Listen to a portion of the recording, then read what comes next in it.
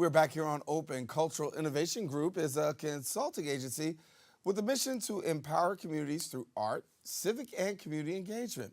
Here now to share a little bit more about the consulting group and arts and culture in the borough of the Bronx is Darrell Cooper, founder of Cultural Innovation Group. And good to have you, man. It's so good to be here. Thank you so much. Thank you so much. And as we talk a little bit about your agency, I mean, doing some great work, and you're bridging the gap. Talk to us about the gap that you're trying to bridge. Well, there was a report that came out 2 years ago from the University of Pennsylvania called the Social Impact of the Arts Project. And in that report, they did a really comprehensive 2-year study to look at arts and culture all over the city of New York. And the results from that report, at the end of it, they were looking at boroughs and neighborhoods that they considered to be low resourced. And there were a number of Bronx neighborhoods that showed up on that list. I mean, that to some people, that may not be terribly surprising, but I think for Bronx residents, that should be alarming, because also in that report, what they did was link social well-being to the amount of arts and culture that's available to residents. And so when you look at a neighborhood, like for instance, Hunts Point, that showed up pretty low resourced on that list, you go, what can we do as citizens of New York City to be able to bring more arts and culture to this neighborhood and to this borough? And instead of just talking about it, I decided, it's really time to bridge this gap and actually start working with CBOs and government agencies to bring more arts and culture to the Bronx and other boroughs as well. So let's talk about the journey. What's it been like and what's going on today?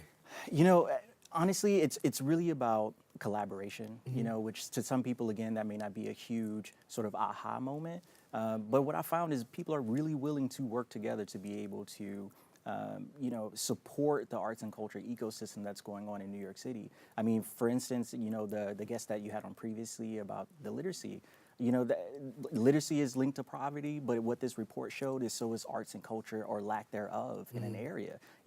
When there's an absence of arts and culture in the neighborhood, there can also be, issues linked to health and other things as well. And so the more we can bring this in, the more overall well-being we're serving for people that live within those communities. I know you've worked at Lincoln Centers before and, spent some considerable time at Lincoln Center working right down there. Very, very connected to the arts. When we talk about arts education, right?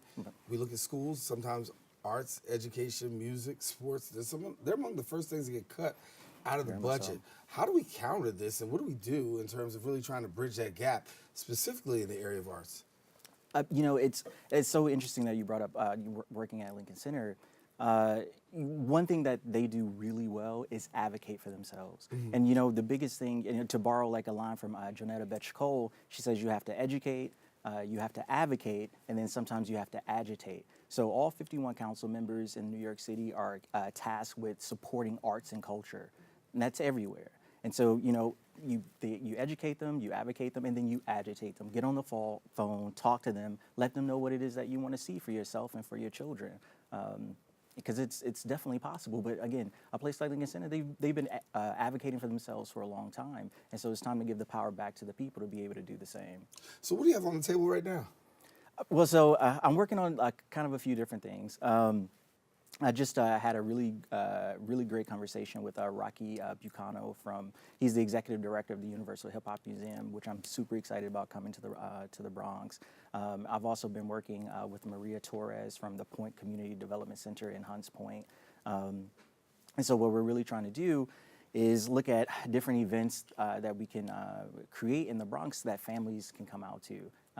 And so there's a number of different things that are sort of like up in the air right now, but hopefully very soon I'll be able to announce like things that somebody can actually come to at one of those things. For people who want to get connected to you, what do they do?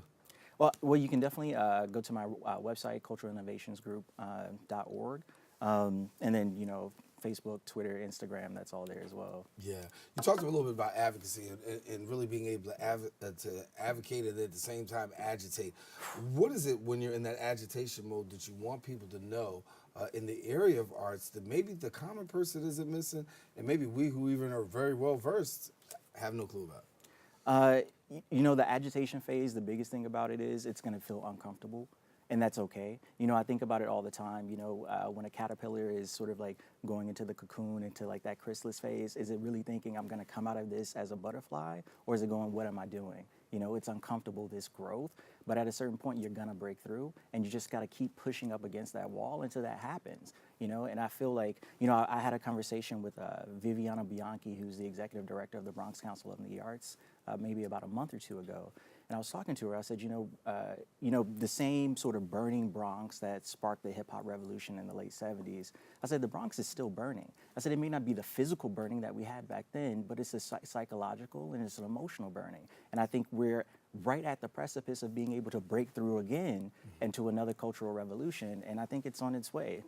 Darrell Cooper, founder and CEO of Cultural Innovation Group.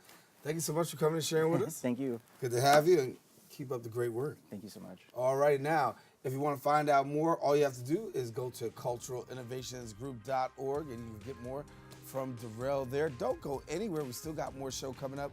We'll be right back right after